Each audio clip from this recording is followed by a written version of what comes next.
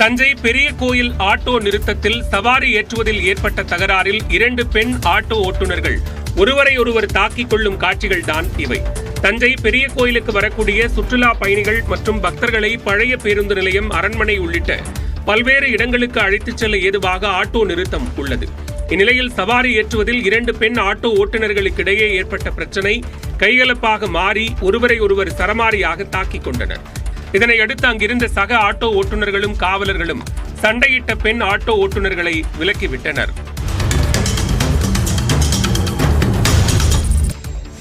இரட்டை இலை சின்னம்தான் அதிமுகவின் பிரம்மாஸ்திரம் என்று நடிகர் ரஜினிகாந்த் கூறியுள்ளார். அதிமுக சார்பில் நடைபெற்ற முன்னாள் முதலமைச்சர் ஜானகி அம்மையாரின் 100ஆண்டு விழாவில் ரஜினிகாந்தின் வாழ்த்துரை ஒளிபரப்பப்பட்டது. அதில் எம்ஜிஆர் மறைவுக்கு பிறகு ஜானகி அம்மையார் அரசியலுக்கு வந்தது ஒரு விபத்து என்று கூறினார்.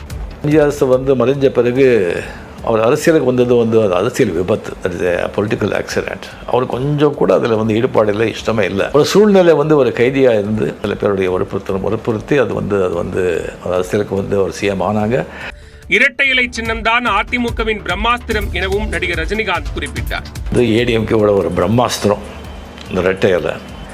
ஜெயலலிதா அவரை கூப்பிட்டு, இந்த பாருமா, இந்த அரசியல் எனக்கு சரிப்பட்டு வராது, அதுக்கு நீங்கள் தான் கரெக்ட், நீங்கள் அந்த திறமை இருக்குது, அந்த தைரியம் இருக்குது, அந்த பக்குவம் இருக்குது, அந்த பெரிய அந்த கழகத்தை முன்னு கொண்டு வர்றதுக்கு, அதை இன்னும் பெருசாகிறதுக்கு உங்களால் தான் முடியும், என்னால் அது முடியாது, எங்கே சைன் பண்ணுன்னு சொல்லு, நான் சைன் பண்ணுறேன்னு சொல்லிவிட்டு ஃபுல்லாக சைன் பண்ணி ரெட்டை இலையை வெளியே இது பண்ணி அது கம்ப்ளீட்டாக ஜெயலலிதா அம்மாக்கிட்ட அதை ஒப்படைச்சு அரசியலிருந்து ஒதுங்கிட்டார்.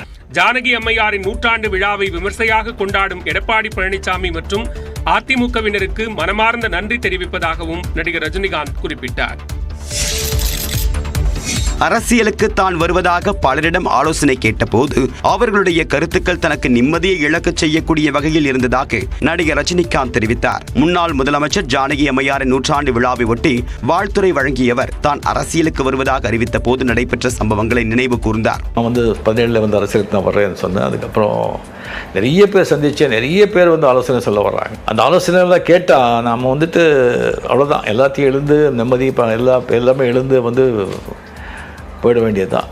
அது தெரிஞ்சு சொல்றாங்களா தெரியாம சொல்றாங்களா அப்படின்னு தெரியாது. அரசியல் முடிவுகளை எடுக்கும் போது நம்முடைய மகிழ்ச்சியையும் தாண்டி பிறருடைய மகிழ்ச்சியையும் கருத்தில் கொண்டுதான் முடிவெடுக்க வேண்டும் என்று ரஜினிகாந்த் குறிப்பிட்டார்.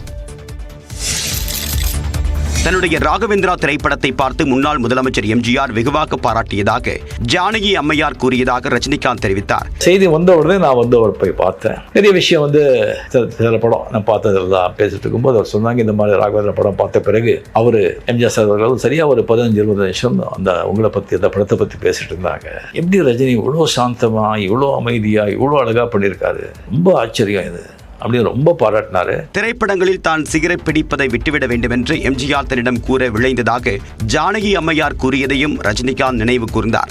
படத்தில் நிறைய சிகரெட் சாப்பிட்றது அதெல்லாம் பண்ணுறாங்க, நிறைய அவருக்கு ஃபாலோவர்ஸ் ஃபேன்ஸ் எல்லாம் இருக்காங்க, இளைஞர், அதெல்லாம் பார்த்து அவங்களும் சிகரெட் சாப்பிட்டு அவங்களும் அந்த பழக்கத்துக்கு இதாகிடுறாங்க. அது சினிமாவில் அவர் பண்ணக்கூடாது, நான் சரியான டயத்தில் அவருக்கு சொல்கிறேன் அது அப்படின்னு சொல்லி அவர் சொன்னாங்க. ஜானகி அம்மையார் உடனான தன்னுடைய அனுபவங்களை ரஜினிகாந்த் சுவாரஸ்யமாக பகிர்ந்து கொண்டார். சபரிமலை ஐயப்பன் கோயிலில் 9 நாட்களில் மட்டும் 6 லட்சம் பேர் சாமி தரிசனம் மேற்கொண்டுள்ளனர். சபரிமலை ஐயப்பன் கோவிலில் கடந்த 9 நாட்களில் 6 லட்சத்துக்கும் அதிகமான பக்தர்கள் சுவாமி தரிசனம் செய்துள்ளனர். இதன் மூலமாக 41 கோடி ரூபாய் வருவாய் கிட்டியுள்ளது. மண்டல மற்றும் மகரவிளக்கு பூஜையை முன்னிட்டு சபரிமலை ஐயப்பன் கோவில் நடை கடந்த 15ஆம் தேதி திறக்கப்பட்டது. அதற்கு அடுத்த நாள் முதல் தரிசனத்திற்கு பக்தர்கள் அனுமதிக்கப்பட்டு வருகின்றனர். இந்நிலையில் முன் எப்போதும் இல்லாத வகையில் இந்த ஆண்டு சபரிமலைக்கு வரக்கூடிய பக்தர்களின் எண்ணிக்கை அதிகரித்துள்ளது. பல்வேறு மாநிலங்களிலிருந்தும் திரளான பக்தர்கள் வந்து கொண்டிருப்பதால் கடந்த 9 நாட்களில் மட்டும் 6 லட்சத்திற்கும் அதிகமான பக்தர்கள் தரிசனம் செய்துள்ளனர். அவர்களின் வருகையால் 41 கோடி ரூபாய் வருவாய் கிடைத்திருப்பதாக தேவசம் போர்டு தலைவர் பிரசாந்த் தெரிவித்துள்ளார். நவம்பர் 16ஆம் தேதி முதல் 6,12,290 பக்தர்கள் வந்திருப்பதாகவும் கடந்த ஆண்டு இதே தருணத்தில் சுமார் 3 லட்சம் பக்தர்கள் மட்டுமே வருகை தந்ததாகவும் கூறியுள்ளார். பக்தர்களுக்கு பல்வேறு வசதிகள் செய்து கொடுக்கப்பட்டிருப்பதால் தரிசனம் செய்ய முடியாமல் பக்தர்கள் ஊர் திரும்பினார்கள் என்ற சூழலே இந்த முறை இல்லை என்றும் பிரசாந்த் தெரிவித்துள்ளார். கடலூர் மாவட்டம் வேப்பூர் அருகே இரவில் சிறுத்தை நடமாட்டம் இருப்பதாக கிராம மக்கள் அளித்த புகாரின் அடிப்படையில் வனத்துறையினர் ஆய்வு நடத்தினர். கடந்த சனிக்கிழமை இரவு வனப்பகுதியை ஒட்டிய சாலையில் மாளிகைமேடு கிராமத்தில் சிறுத்தையை கண்டதாக பொதுமக்கள் சிலர் கூறினர். அது தொடர்பாக விருத்தாச்சலம் வனத்துறைக்கு தகவல் தெரிவிக்கப்பட்டது. அதன் அடிப்படையில் வேப்பூருக்கு சென்ற வனத்துறையினர் சிறுத்தையின் நடமாட்டம் குறித்து ஆய்வு செய்தனர்.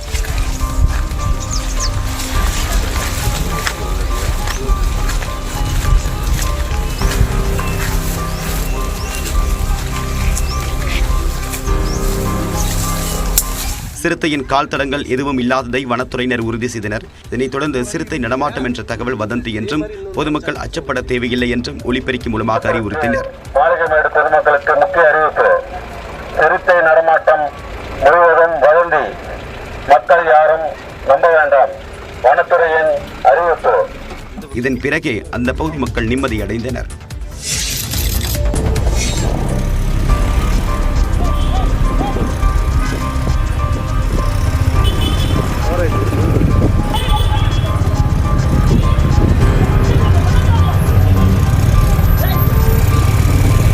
கொடைக்கானலில் தாயிடமிருந்து பிரிந்து சாலையில் தறிக்கெட்டு ஓடிய இந்த காட்டெருமை குட்டியை சுமார் 2 மணி நேரம் போராடி வனத்துறையினர் மீட்டனர். திண்டுக்கல் மாவட்டம் கொடைக்கானலில் கடந்த சில நாட்களாக காட்டெருமைகள் குடியிருப்பு பகுதிகளில் முகாமிட்டு வருகின்றன. இந்நிலையில் 7 ரோடு பகுதியில் தாயிடமிருந்து பிரிந்த காட்டெருமை குட்டி ஒன்று சாலையில் அங்கும் இங்குமாக ஓடியது.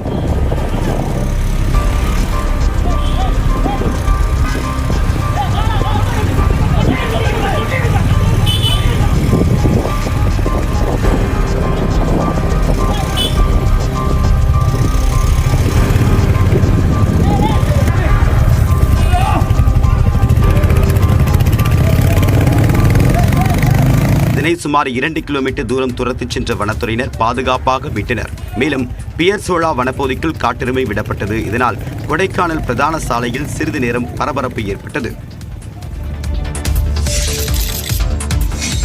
புதுக்கோட்டையில் போதை ஊசி பயன்படுத்தி விவகாரத்தில் விசாரணைக்கு அழைத்து செல்லப்பட்ட இளைஞர் காவல் நிலையத்தில் உயிரிழந்தது குறித்து நீதிபதி நேரில் விசாரணை மேற்கொண்டார்.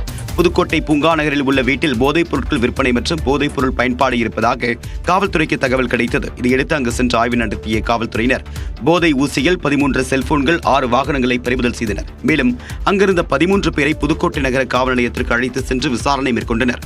அப்போது விக்னேஷ் என்பவர் பேச்சு மூச்சு இல்லாமல் போனதால் அவருடைய உறவினரான பாலாவை வரவழைத்த காவல்துறையினர் புதுக்கோட்டை அரசு மருத்துவமனைக்கு அழைத்து சென்றனர். அப்போது அவரை பரிசோதனை செய்த மருத்துவர்கள் அவர் ஏற்கனவே இறந்துவிட்டதாக தெரிவித்தனர். அதன் பிறகு விக்னேஷின் உடல் பிரேத பரிசோதனைக்காக அங்கேயே வைக்கப்பட்டது. இதையடுத்து காவல்துறையினரின் விசாரணையின் போது இளைஞர் உயிரிழந்ததாக வழக்கு பதிவு செய்யப்பட்டது. இந்நிலையில் ஆலங்குடி நீதித்துறை நடுவர் விஜயபாரதி விக்னேஷின் உடலில் காயங்கள் ஏதும் உள்ளதா என்று மருத்துவமனைக்கு நேரில் சென்று ஆய்வு செய்தார். மேலும் உறவினர்களிடமும் அவர் விசாரணை மேற்கொண்டார். தஞ்சை மாவட்டம் கும்பகோணம் அருகே வீட்டில் கோழி அடைந்ததால் முதியவர் அடித்து கொலை செய்யப்பட்ட சம்பவம் அதிர்ச்சியை ஏற்படுத்தியுள்ளது. தஞ்சாவூர் மாவட்டம் கும்பகோணம் அருகே தேனாமடுகை பகுதியைச் சேர்ந்தவர் முருகையன். இவர் வளர்க்கும் கோழியுடன் அவர் வீட்டின் அருகே வசித்து வருபவரின் கோழியும் சேர்ந்து முருகையன் வீட்டிற்கு வந்ததாக கூறப்படுகிறது. இது தெரியாமல் முருகையன் அந்த கோழியையும் சேர்த்து அடைத்து வைத்ததாக தெரிகிறது. இந்நிலையில் முதியவர் முருகையனிடம் அவரது வீட்டின் அருகே உள்ள மூவர் கோழியை ஏன் அடைத்து வைத்துள்ளீர்கள் என கேட்டு வாக்குவாதம் செய்து அவரை தாக்கியதாக கூறப்படுகிறது. இதில் முருகையன் மயக்கம் அடைந்து கீழே விழுந்துள்ளார். உடனடியாக அவரை அங்கிருந்தவர்கள் கும்பகோணம் அரசு மருத்துவமனைக்கு அழைத்துச் சென்றுள்ளனர். அங்கு அவரை பரிசோதனை செய்த மருத்துவர்கள் அவர் ஏற்கனவே இறந்துவிட்டதாக கூறியுள்ளனர். இதையடுத்து இந்த சம்பவம் குறித்து வழக்கு பதிவு செய்த பட்டீஸ்வரம் காவல் நிலையத்தினர் கொலை செய்து தப்பி ஓடிய மூவரையும் தேடி வருகின்றனர்.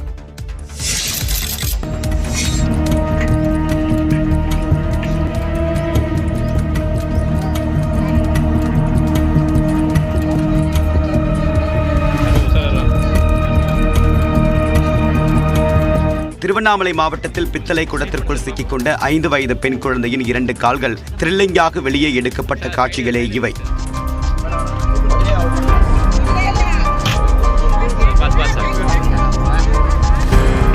மேலப்பாளையம் பகுதியை சேர்ந்த சிவா என்பவரின் 5 வயதுடைய பெண் குழந்தை தவசூர்யா சக குழந்தைகளுடன் விளையாடிக் கொண்டிருந்தது. அப்போது வீட்டில் குடிநீர் சேமித்து வைக்கக்கூடிய பித்தளை குடத்திற்குள் தவசூர்யாவின் 2 கால்களும் சிக்கிக் கொண்டன.